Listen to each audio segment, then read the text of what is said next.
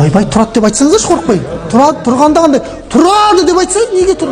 Ойбай тұрады ғой, неге тұрмайды? Барып келген еңбегіне тұрады, тұрғанда қандай? Адам. Егер де жоғарыда ма Садик? Таста, сот не істейсің? Таста, сабақ тыңдасай.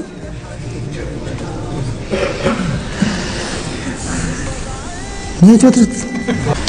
Телефоннан гөрі негізі блокнот жақсы деп айта береді дейді қайта.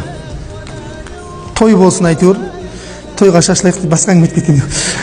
Сонда бұл не айтып отырдым жаным? Жаңағы енді сондықтан айтылған. Бұл жұп Алла әр нәрсені жұбымен жаратқан. Махаббатта ол тағырып кетейін деп. Сонымен неге уади нахла деген аттар көбейіп кетті.